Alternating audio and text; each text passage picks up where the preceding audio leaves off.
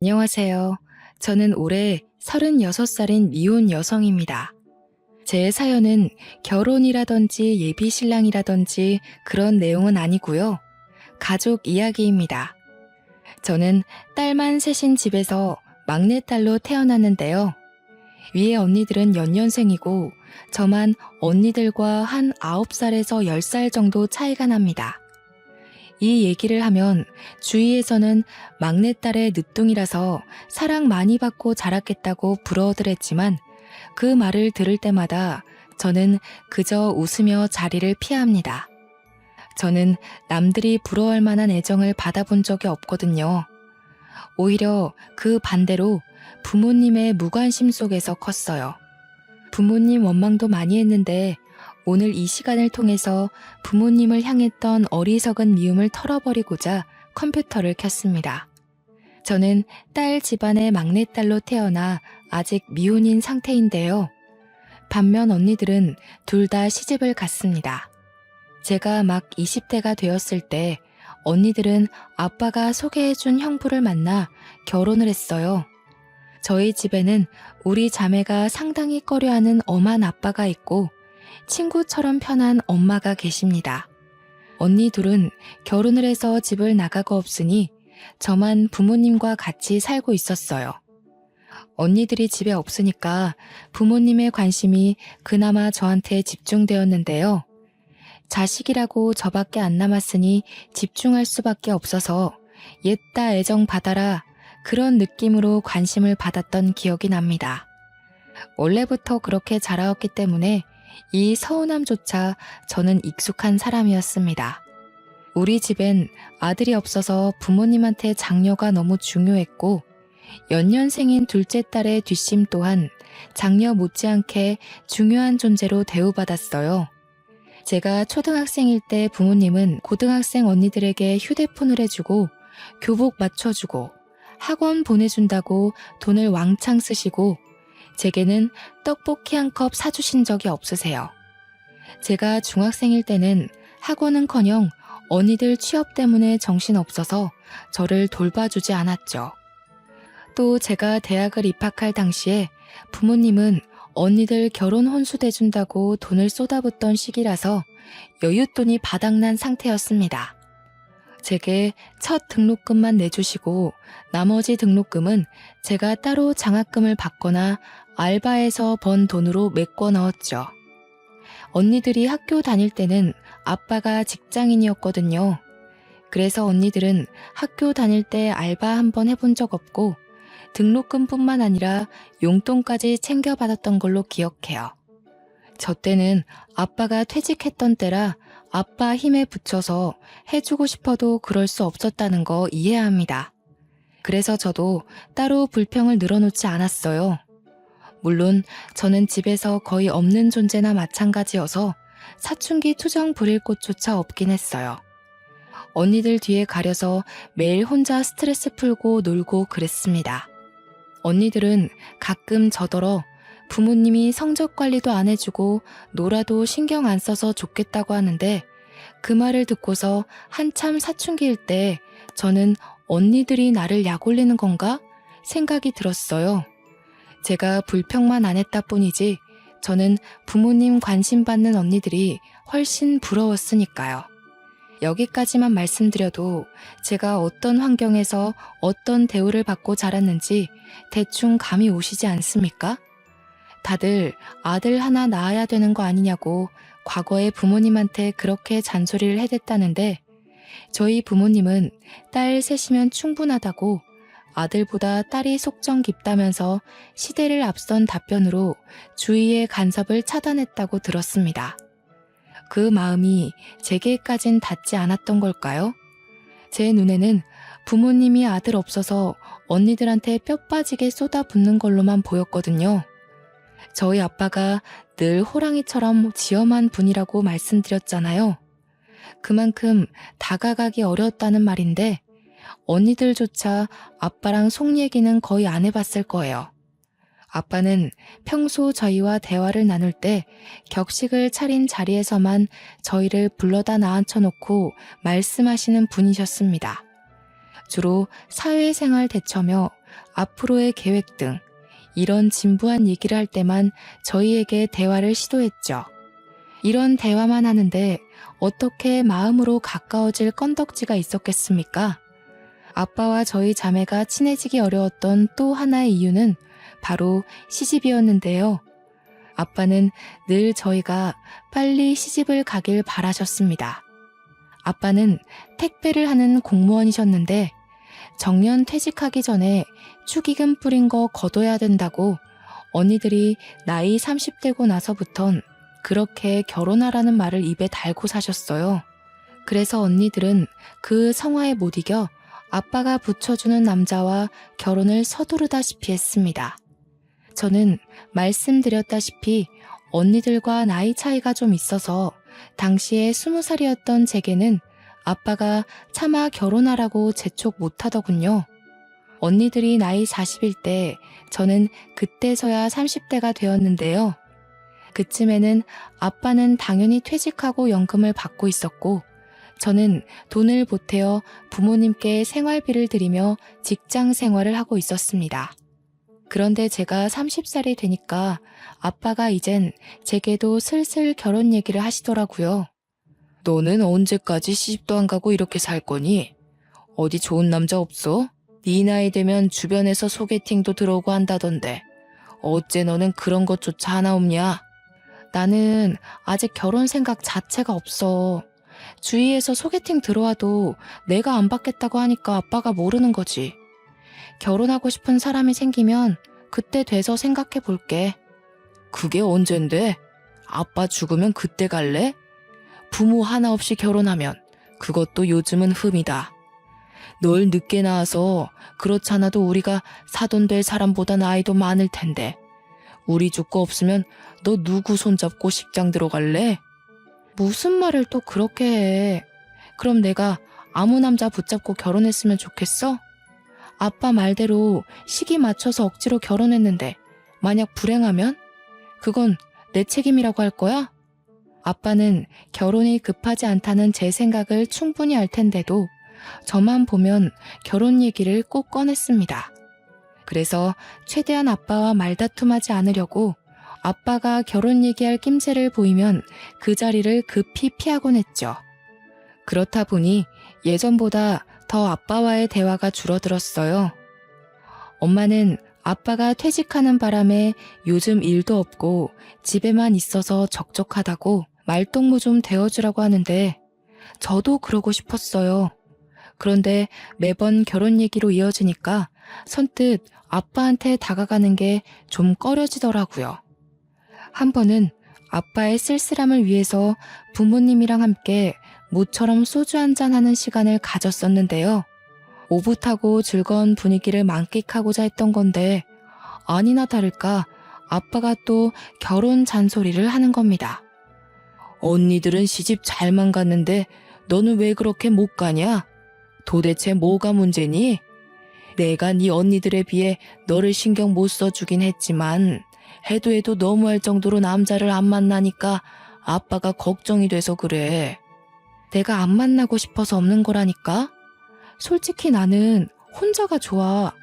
결혼도 하고 싶은 사람이 생겨야 하는 거지. 그런 남자가 안 생기면 그냥 혼자 살아도 될 것 같아. 이거 싫고 저거 싫고 그래서 어떻게 결혼해서 남편이랑 어울려 살래? 혼자 살면 그건 뭐 좋은 줄 알아? 나중에 다 죽고 너 혼자 세상에 남겨지면 그것만큼 후회되는 일이 없을 거다. 아빠야말로 왜 이렇게 결혼에 집착해? 어차피 언니들 결혼한 걸로 아빠가 뿌렸던 축의금 다 거뒀잖아. 그럼 됐지. 뭘 나한테까지 바래. 뭐야? 거두긴 뭘 거둬? 아빠가 어디 남들 결혼식에만 돈 뿌린 줄 알아? 돌잔치며 백일잔치며 돈을 안 들인 곳이 없어. 누가 그러래? 그래서 내가 일찌감치 말해줬잖아. 나는 결혼 생각 없으니까 더 이상 돈 뿌리지 말라고. 아빠 멋대로 계속 뿌리고 다녀놓고 왜 나더러 그걸 갚으라는 건데? 적당히 좀 해. 그냥 예전처럼 언니들만 신경 써. 기분 좋은 저녁 식사 자리에서 결국 저는 아니 꼽게 말투가 나갔고 술 한잔 된 아빠는 제 버르장머리에 꼭지가 나가서 버럭 언성을 높였습니다. 저도 그땐 술 때문이었는지 과거의 언니들만큼 못해줬다는 걸로 아빠한테 딴지를 걸고 말았네요. 솔직히 엄마 아빠가 언니만 신경 썼지 내가 뭐라든 관심이나 가졌어? 난 상 같은 거 받아와도 그걸 가방에서 꺼낸 적이 없었어. 왜 그런지 알아? 엄마 아빠는 늘 언니들 때문에 바빴거든. 이럴 거면 차라리 날 낳지 말지 그랬어. 아들도 아니었는데 딸인 거 알았을 때 날 지우지 그랬냐고. 이 녀석이 아무리 우리가 너한테 신경을 못 써줬다고 하더라도 말버릇이 그게 뭐야? 엄마 아빠 사정 몰라서 그래? 어쩜 너는 다 커도 이렇게 어린 생각만 하는 거냐? 그동안 언니들 하는 거 보면서 배운 것도 없어?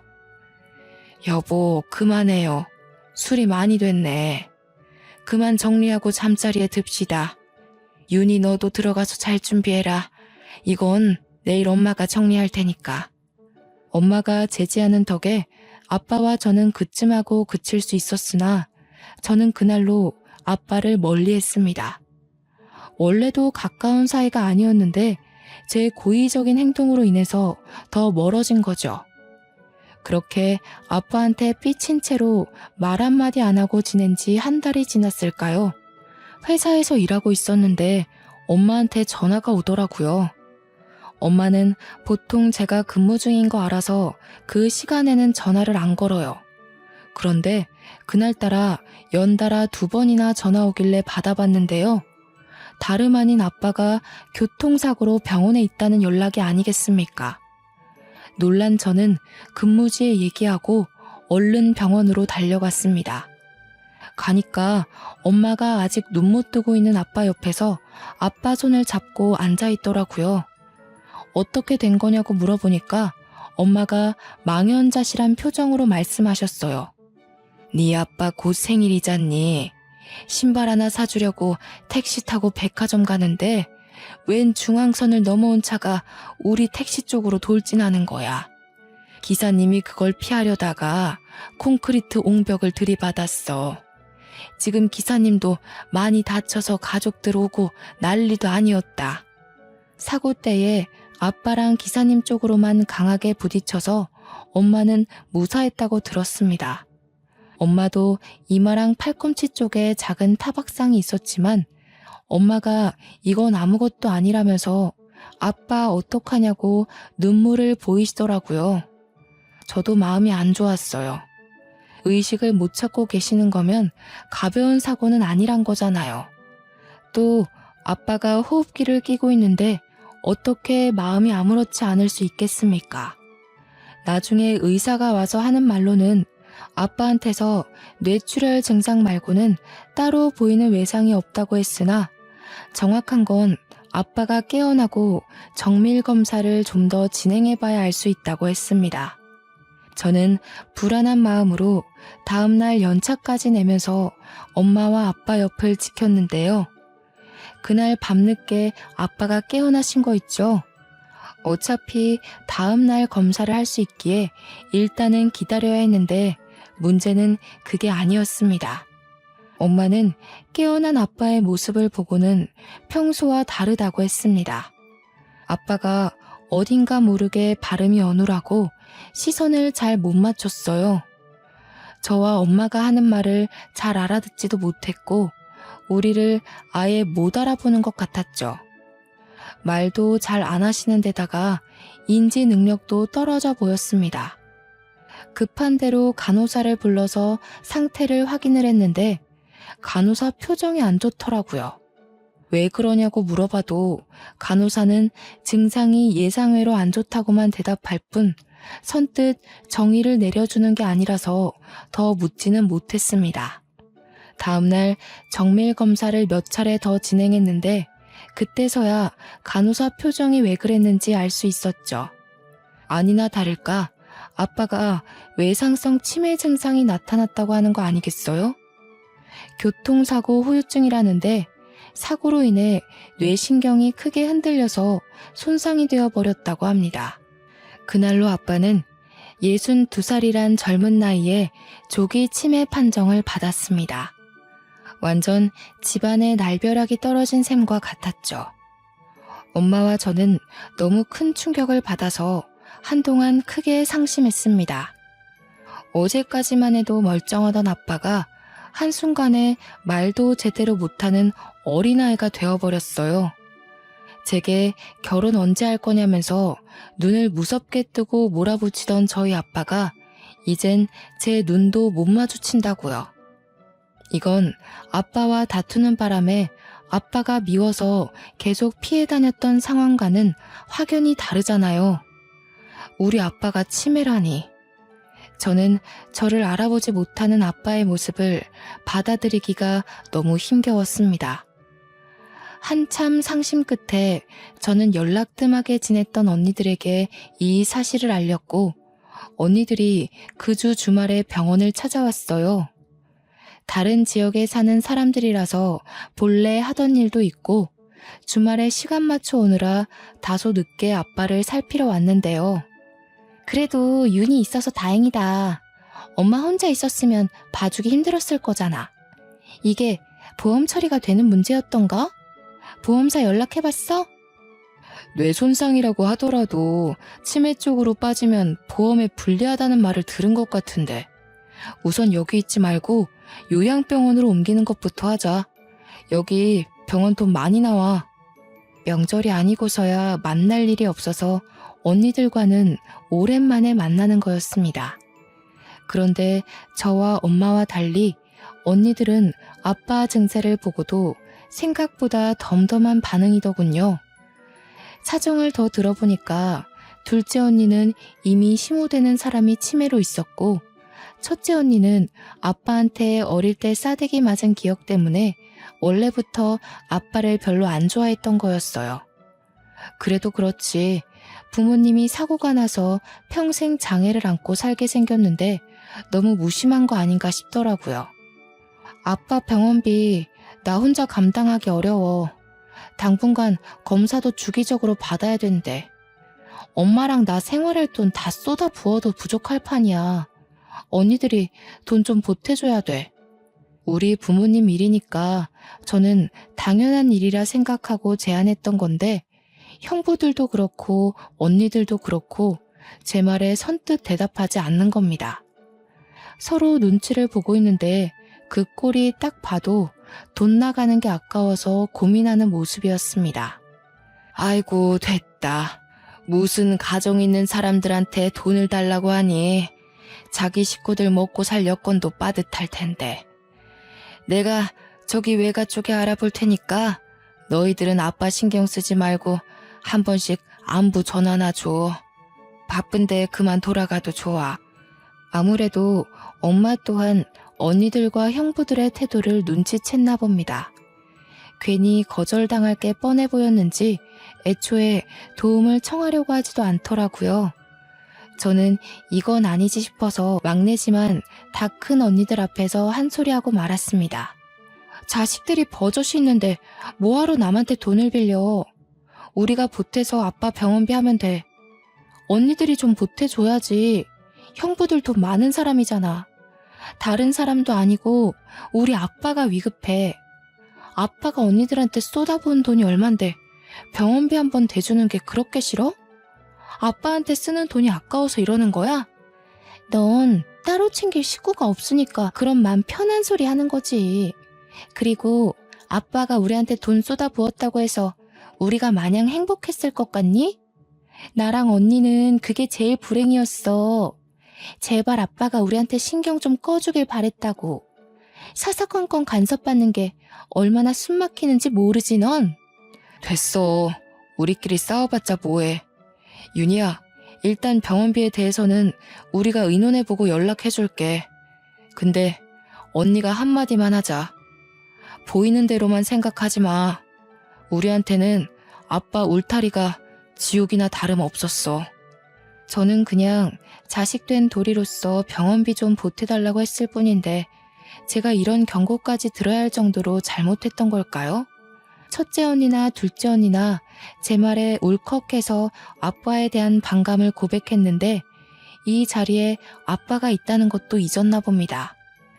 아무리 아빠 정신이 온전치 못한 상태라고 해도 아빠가 함께 있는 자리였단 말이에요. 어떻게 저리 기본적인 도리도 없을 수가 있죠? 엄마는 이미 언니들을 등지고서 아빠만 살피고 있었는데 표정을 보니까 언니들한테 실망한 기색이 역력했어요. 그런데도 그 실망한 표정을 언니들한테는 들키지 않으려고 숨기더군요. 언니들은 그 정도의 말밖에 안 하고는 고작 병실에 30분 정도 있다가 우르르 나가버렸습니다. 심지어 전화로 연락해준다고 하더니 며칠을 기다려도 전화 한 통이 안 오더군요. 그래서 제가 작은 언니한테 먼저 전화를 걸었습니다. 내 돈이 아니잖아.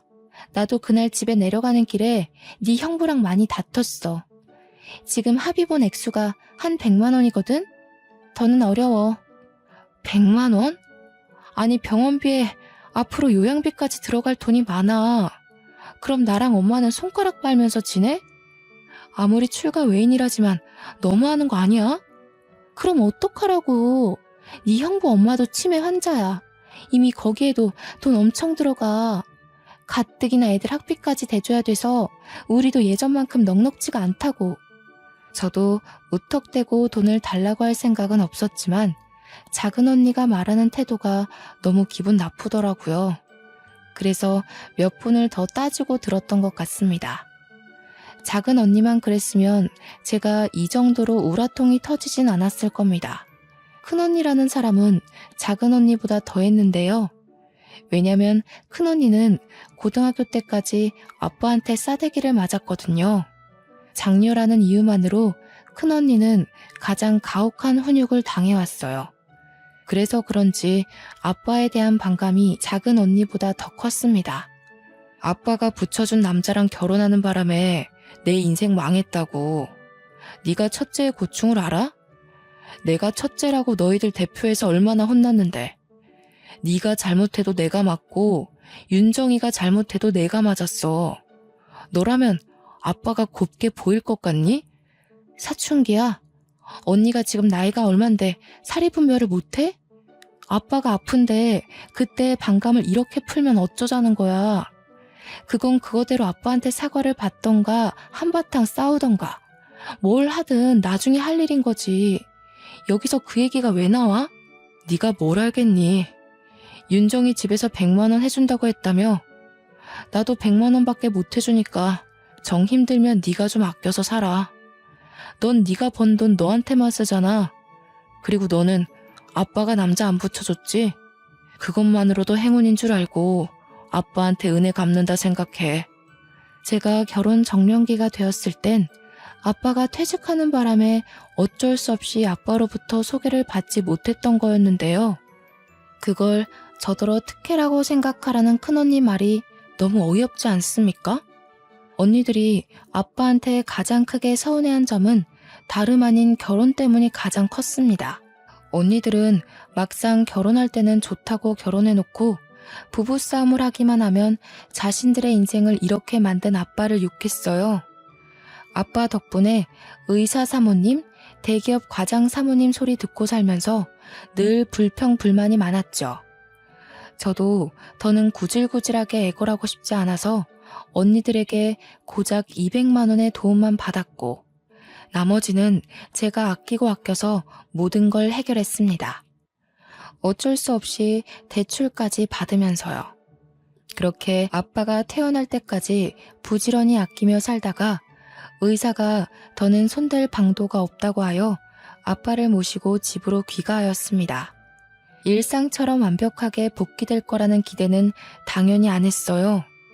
치매에 대해 많이 검색도 하고 조사도 해봤거든요. 그래서 매사에 불안한 마음으로 출근을 했는데요. 아니나 다를까 한날은 퇴근하고 갔더니 엄마가 급하게 외출 준비를 하고 있는 겁니다. 엄마한테 어디 가냐고 물었더니 아빠가 집을 나갔다는 거 아니겠어요? 엄마가 잠시 요리하고 있는 사이 아빠가 사라졌다고 했습니다. 놀란 저는 엄마와 같이 아빠를 찾으러 나섰고 그 사이 경찰에 신고까지 했어요. 다행히 아빠가 가지고 있는 휴대폰 덕분에 위치 추적을 해서 찾을 수 있었습니다. 그날 이후 엄마는 아빠와 자신의 손목을 끈으로 연결하고서 잠을 청했는데요. 엄마도 아닌 척하지만 그날 많이 놀란 것 같았어요. 이걸 다행이라고 해야 할지 모르겠지만 아빠는 대소변을 못 가리거나 아이처럼 음식으로 장난치는 증상은 없었습니다. 그러나 유독 돈에 집착하는 모습을 보였어요. 10원 하나라도 누가 자기 돈에 손을 대기만 하면 버럭 소리 지르면서 근처도 못 오게 하더라고요. 아빠는 그렇게 집에 있는 현금과 통장을 매일 매시간 확인하고 만지고 감췄습니다. 그런데 문제는 아빠가 아빠 돈뿐만 아니라 제 돈도 엄마 돈도 모조리 다 숨겨버린다는 겁니다. 자기 것도 아닌 카드랑 통장까지 모두 보이기만 하면 다 제 것으로 여기며 훔쳐갔어요. 한날은 출근한다고 바쁘게 나갔는데 차에 기름이 없길래 주유소에 잠깐 들렸거든요. 그런데 아무리 뒤져도 가방 속에 지갑이 없는 거 아니겠습니까? 전날 출퇴근할 때만 해도 지갑이 있었는데 다음날 아침에 없다는 건 퇴근 이후에 사라졌다는 거잖아요. 저는 아빠가 치매 걸리고 난 후부턴 퇴근하고 어딜 들린 적이 없어요. 무조건 집에 붙어 있었거든요. 그렇다는 말은 제 지갑이 집에서 없어졌다는 말밖에 안 되는데 그 순간 저는 쎄한 기분이 들면서 설마 싶더라고요. 엄마한테 전화했더니 엄마 생각도 아빠 짓이 맞는 것 같다고 하는 겁니다. 엄마가 아빠 자는 사이에 몰래 확인해서 있으면 빼내서 갖다 주겠다고 했습니다. 아빠의 이런 행동은 제가 근무지에서 일 때문에 예민해진 날이면 좀 스트레스로 와닿았어요. 그래도 참을 수 있을 정도라 여태 직접적으로 따지지는 않았죠. 저는 차를 몰고 집까지 결국 돌아갔는데요. 아무리 기다려도 엄마가 안 나오는 겁니다. 다시 전화했더니 이젠 전화도 안 받더군요. 결국 제가 올라갔는데 문을 열자마자 싸우는 소리가 들렸어요. 알고 보니 엄마가 제 지갑 빼내려다 아빠한테 걸려서 맞고 있는 게 아니겠습니까? 놀라서 신발도 못 벗고 들어가 아빠를 말렸는데 이번엔 아빠가 저를 모르는 사람 취급하며 저한테 손찌검을 하려고 하더라고요. 그걸 또 엄마가 일어나서 말리고 아주 난장판인 순간이었습니다. 안 그래도 회사 지각에 차 기름 넣을 시간까지 없어서 예민한 상태였는데 결국 저는 여태 쌓여있던 불만을 모두 터뜨리고 말았습니다. 제발 좀 그만해 아빠. 우리 힘들어. 아빠 때문에 안 그래도 살기 힘들다고. 아빠가 이렇게 우리 숨통 조르지 않아도 엄마랑 나 죽을 것 같이 힘들어. 아빠 때문에 나 회사 잘리면 아빠 뭐 먹고 살 건데? 우리 어떻게 살아가냐고. 제발 그냥 가만히 좀 있어주면 안 돼? 아무것도 하지 말고 제발 좀 얌전히 있어. 그러면 안 되는 줄 알지만 제가 울면서 악을 썼더니 아빠가 올리고 있던 손을 내리더군요. 그리곤 엄마를 밀치고 다시 제 지갑을 들고 가 꽁꽁 숨기는 짓을 이어갔어요. 말이 안 통한다는 건 이미 아빠가 치매 판정을 받았을 때부터 알았던 사실인데 그 순간엔 알고 있는 그 사실마저 모든 게 원망스럽더라고요. 저는 그 자리에서 한참이나 서럽게 울었습니다. 다 포기하고 아무것도 안 하고 싶었어요. 그땐 차라리 아빠를 요양병원에 보낼까 생각도 했어요. 그런 생각을 입 밖으로 꺼낸 적은 없는데 제가 지쳐 보이고 금방이라도 다 내려놓을 것처럼 보였는지 엄마가 한날 저한테 그런 말을 하더라고요. 우리 윤희한테는 해준 게 없는데 엄마 아빠가 참 모질게도 끝까지 이러지? 엄마가 너한텐 항상 미안해.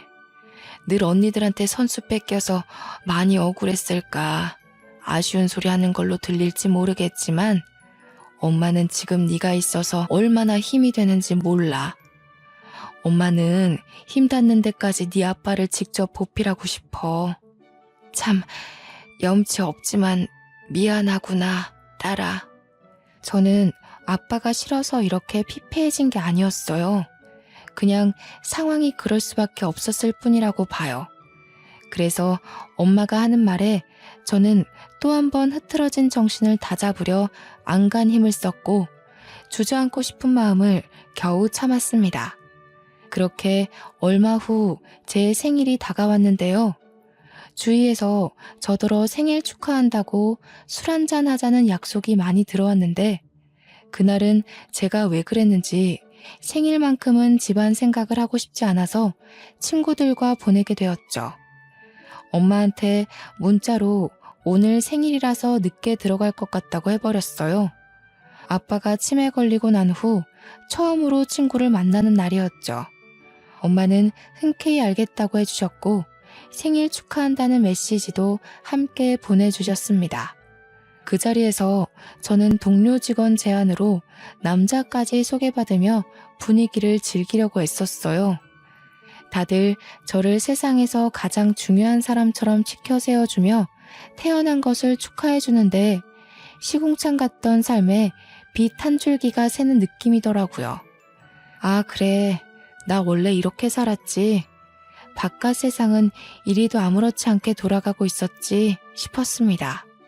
그런데 그 즐거움을 만끽하는 것도 그리 길지 못했어요. 중간에 엄마한테서 전화가 왔는데 일단 한 번은 안 받았어요. 그리고 두 번째 왔을 때는 제가 문자로 답을 했는데요. 엄마한테서 바로 답장이 오더라고요. 아빠가 저를 찾으려고 집 앞에 나갔다가 사라졌다는 겁니다. 걱정은 되었지만 아빠가 사라지는 경우가 종종 있었기에 제가 우선 경찰에 신고하겠다고 엄마를 안심시켰습니다. 그렇게 몇 시간 후 이 차를 가기 위해 장소로 옮겨갈 때 엄마한테서 다시 걸려온 전화 한 통을 받게 되었는데요. 그날은 제 인생에서 가장 후회가 되고 아직까지도 제가 제 생일을 더 이상 축하하지 않게 된 계기가 된 날이기도 했습니다. 윤희야, 어떡하니? 네 아빠가 죽었다. 내가 잠시 네 아빠 모자 챙기러 올라갔다 온 사이에 네 아빠가 또 사고가 났어. 그런데 네 아빠가 숨을 안 쉬어. 윤희야, 어쩌니? 네 아빠 어떡하니? 그 전화를 받고 나서부터 제정신은 온전치 못했습니다. 어떻게 집까지 갔는지 구체적인 기억이 없어요. 그냥 어디 가냐는 동료들의 말에 미친 듯이 택시를 잡고 병원에 갔다는 느낌 정도만 남아있네요. 그렇게 찾아간 병원에서 저는 들어가기 전부터 아빠를 발견했는데요. 이전처럼 병실에서 호흡기 끼고 있는 아빠가 아닌 장례 차량으로 이송 중인 아빠를 발견한 거였어요. 천으로 똘똘 감싸져 있는 탓에 엄마가 아니었다면 아빠인 줄도 몰랐을 겁니다. 아빠는 뺑소니 사고를 당해서 그 자리에서 바로 눈을 감으셨다고 해요. 그 순간 얼마나 후회가 되었는지 모릅니다.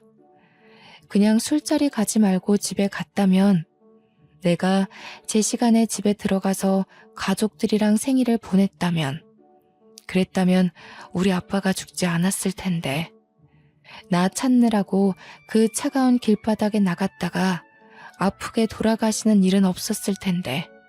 자책이 깊어지자 후회의 눈물이 흘렀고 아빠가 돌아가신 게 모두 저 때문인 것 같아서 정신적으로 너무 힘들었습니다.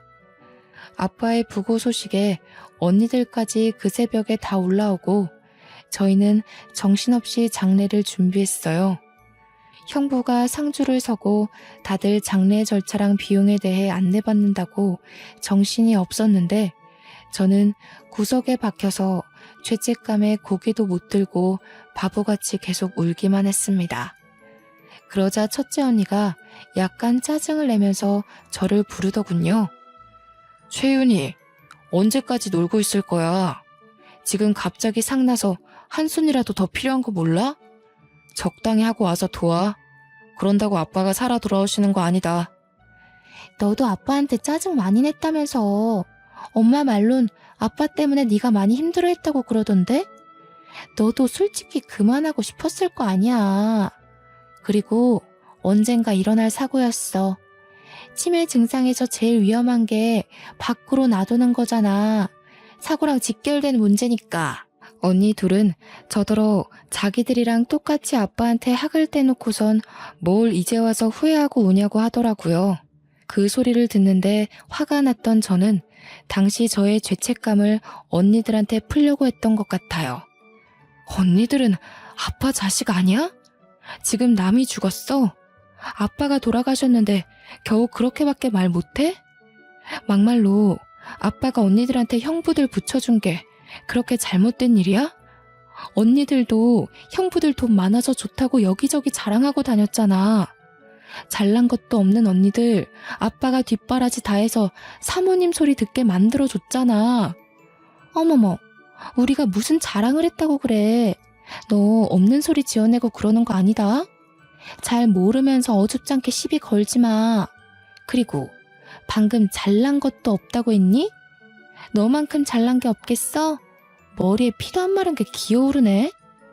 아빠 방법이 틀렸다고 해도 나는 언니들이 그걸 이해해줄 나이가 됐다고 봤어. 나도 아빠가 어떤 마음으로 언니들한테 애썼는지 알겠는데 언니들은 대체 왜 몰라? 아니면 알고도 그냥 모르고 싶은 거야? 어떻게 그 나이 먹고도 철이 없을 수가 있어. 이게 술 먹고 왔다더니 돌았나. 조용히 안 해? 사람들 다 보는 데서 교양 없게. 너야말로 생일 파티한다고 철없이 술 먹다가 온 거잖아. 네가 술 먹는다고 늦게 오지만 않았어도 아빠가 밖을 나갔겠니? 그렇잖아도 제가 스스로 자책하고 있던 부분을 작은 언니가 콕 집어 얘기해주니까 순간 목구멍이 턱 막히더라고요. 당시에는 그랬어요. 아무리 이런저런 이유를 갖다 붙여도 아빠가 돌아가신 건 결국 저 때문이라는 결론밖에 내릴 수가 없었죠. 저제 이러지 말고 그냥 앉아서 쉬어. 우리가 다 할게. 그리고 이거 돈 필요하면 나한테 따로 연락해. 내가 처제라면 얼마든지 보태줄 수 있어. 형부가 슬쩍 제 손에 무언가를 쥐어줬는데 다름 아닌 돈이었습니다. 그러면서 제게 귓속말로 덧붙이는 말이 부르기만 하면 언제든지 서울로 올라온다는 겁니다. 아, 그러고 보니 현실 때문에 잠시 잊고 살았는데요. 제게는 언니들한테 말 못했던 엄청난 비밀이 하나 있었습니다. 큰형부, 작은형부 둘 다 제게 다른 마음을 품고 있었다는 거예요. 과거의 형부들은 하나같이 전부 언니들을 소개받고도 저한테 따로 관심을 보였습니다. 막내딸은 얼굴도 안 보고 데려간다는데 제가 딱 그 짝이었거든요. 제 입으로 이런 말 하기 좀 그렇지만 우리 세 자매들 중 제가 가장 외적으로 뛰어난 편이었어요. 부모님이 뒷바라지 팍팍 해줘서 잘 나갔던 건 언니들이었지만 주위 이웃이나 지나가는 사람들은 외적인 것 하나만 보고서 언니들이 아닌 제게 더 많은 관심을 주었습니다. 형부들도 마찬가지였죠. 비록 아빠를 통해서 언니들을 소개받았지만 사실 저와 결혼을 하고 싶었던 겁니다. 형부들은 언니들이랑 결혼하고도 신혼 초에 저한테 연락을 많이 보냈었어요. 저는 그 잘못된 관심을 받고도 언니들 가정을 파탄내고 싶지 않아서 그냥 모른 척 넘겼습니다. 당시는 제가 너무 어렸기도 해서 이 사실 자체가 그저 미안하더라고요. 그래서 언니들한테 영원히 숨길 비밀로 혼자만 알고 있던 사실이었습니다. 그런데 장례식장에서 저는 그 마음이 틀어지고 말았죠. 당장 이곳을 초토화시켜버릴 수 있었지만 저 또한 아빠한테 잘한 것 없는 입장이기에 일단 장례만큼은 조용히 치르고 싶었어요. 그래서 우선은 참고 넘겼습니다. 아마 언니들은 형부들의 흑심을 까맣게 모르고 있을 겁니다. 저 또한 형부들의 흑심이 여태까지 이어져 왔는지는 몰랐는데 이참에 잘 됐다고 봐요. 언니들 가정을 확실히 망쳐놓을 수 있을 것 같거든요. 차라리 제대로 인생 망해봐야 아빠도 욕먹는 게 덜 억울하지 않겠습니까? 그렇게 인정 없는 장례 절차를 마치고 집으로 돌아온 날, 저는 엄마랑 같이 아빠 물건을 정리했어요. 그때 엄마가 제게 무언가를 건네줬는데 저는 그걸 바로 알아볼 수 있었죠. 그건 다름 아닌 아빠가 그렇게 끼고 사수했던 통장들 중 하나였습니다. 받아. 아빠가 너 주려고 가지고 있던 거야. 너 결혼하면 줄 예단비인데 너 크면 꼭 챙겨줄 거라고 그렇게 꽁꽁 감추고 있었어. 코앞에 있던 자기 딸도 못 알아봤으면서 통장 주인은 꼭 너라고 내내 당부했거든. 엄마가 힘겨운 마음을 다잡고 말하기를 아빠가 평소 엄마한테 그랬대요. 막내한테는 언니들만큼 못해줘서 늘 미안한 마음을 안고 살고 있다고요. 언니들은 태어날 때부터 걸음마를 하고 유치원을 가고 초중고에 대학까지 가는 내내 한시도 눈을 떼본 적이 없는데 결혼까지도 신경 써주고 모은 돈 다 털어가면서 바치고 그랬는데 저는 아빠 스스로도 평생 죄책감을 묻어두고 있었을 정도로 쓸쓸히 크게 했다고 말이에요. 아빠도 그걸 알아서 제 생각만 하면 그렇게 미안한 마음밖에 없었다고 합니다. 그나마 저한테는 해줄 수 있는 게 이것밖에 없었기에 아빠는 연금에서 생활비를 제한 모든 돈을 차곡차곡 모았다고 했어요. 엄마가 주는 통장을 받고 그걸 펼쳐보는데 저는 바닥에 놓인 아빠의 영정사진을 차마 쳐다볼 수가 없었습니다. 통장 내용을 보자마자 눈물을 터뜨렸기 때문인데요. 통장 잔액 옆에 입금자 명이 전부 미안해 막내딸로 기재되어 있는 거 아니겠습니까? 평소 고맙다, 미안하다 이런 말 못하시는 분이라는 걸 알아서 이 간결한 표현 하나만으로도 아빠의 마음이 얼마만큼 담겨 있는지가 충분히 느껴졌어요. 아빠는 어릴 때부터 어렵게 살아서 자식만큼은 돈 때문에 걱정하지 않도록 살게 해주려고 젊은 시절부터 피땀 흘려 일만 했다고 했습니다. 엄마가 옆에서 지켜보는데 단 한순간도 제대로 휴일을 보낸 적이 없었다고 했어요.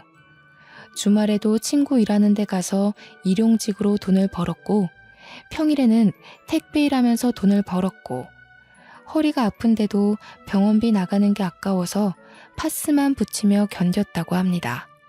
기억할지 모르겠는데 아빠가 치매 걸리고 나서 다른 건 다 기억 못해도 딸들 생일은 꼭 기억하더라고. 옛날에 그렇게 뼈 빠지게 일하면서도 너희들 생일에는 아빠가 꼭 휴일을 냈거든. 아빠한텐 그날이 유일하게 쉬는 날이었지. 그러고 보니 저희가 아주 어릴 땐 꼭 생일 때 외식을 했던 기억이 납니다. 전혀 인지를 못하고 있었는데 엄마가 말해주니까 생일마다 아빠까지 온 식구가 함께 있었던 장면만 떠오르더라고요. 그래서 아빠 사망한 그날도 제 생일인 걸 알았던 아빠가 제가 늦게까지 집을 안 오니까 무슨 일 생긴 것 같다고 나선 거였다고 하네요. 이 말을 듣고서 저는 더없이 오열을 했습니다. 아빠를 너무 몰라줬던 것 같아서 마음이 아플 정도로 미워졌어요. 그러면서 동시에 언니들을 향한 증오는 갈수록 더 커지더군요. 그래서 저는 마음을 추스르고 난 후에 바로 일을 저질렀습니다. 형부들이 제게 전화했던 녹음 내용이랑 메신저 기록을 전부 언니 둘에게 보내버렸어요. 그 뒤로 언니들이랑 형부한테서 오는 연락을 받지는 않았지만 전화 오는 횟수로 보아하니 이미 집안이 풍비박산 난 게 아닐까 확신이 들더군요. 그리고 저는 연차를 연달아 내고서 엄마와 함께 휴양지로 가 마음을 더 추스르고 오기로 결정했습니다. 엄마랑 바로 다음날 집을 떠났어요. 언니들이랑 형부가 저희 집을 찾아왔을지도 모르겠네요. 이 글은 현재 태국에서 2주째 지내다가 시간이 나서 작성 중에 있습니다. 아빠가 돌아가신 지 아직 한 달도 채 되질 않았어요. 저와 엄마의 마음은 많이 괜찮아졌으나 그래도 아직은 시간이 더 필요할 듯합니다. 그리고 아빠가 제게 주려고 모았다던 예단비 있잖아요.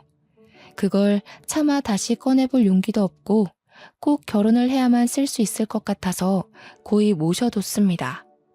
아빠가 원하는 대로 꼭 사랑하는 배우자와 결혼을 해서 훗날에도 아빠에게 받는 예단비로 기억하고 싶거든요.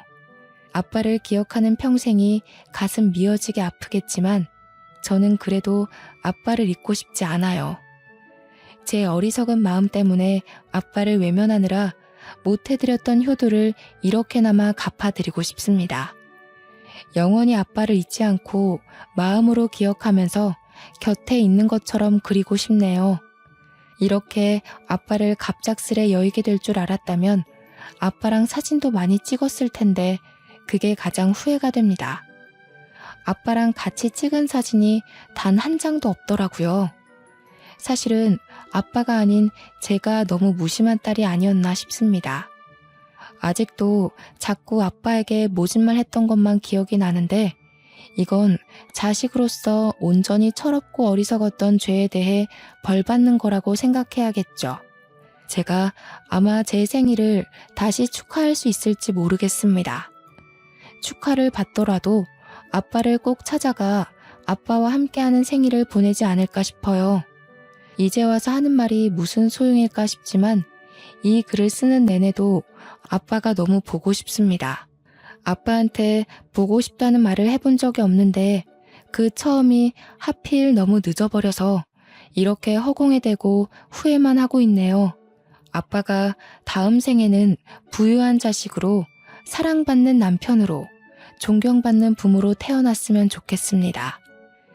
저희 같은 철부지 딸내미 말고 아빠의 마음과 노력을 알아주고 안아줄 수 있는 그런 가족을 만났으면 좋겠어요. 그리고 너무 늦었지만 마지막으로 아빠한테 한 번도 못했던 이 말을 전하고 싶습니다. 아빠, 키워주셔서 감사합니다. 가족을 위해 너무 수고하셨어요. 부디 위에서는 매일을 두 발 뻗고 편히 쉬시길 바래요. 우리 아빠, 내가 너무 사랑해. 안녕 아빠. 후회라는 게 이렇게 가슴이 아프네요. 다들 저처럼 벌받지 마시고 꼭 가족에게 꼭 사랑 표현 많이 해주셨으면 합니다. 이만 글을 마치도록 할게요. 긴 글 감상해주셔서 감사합니다.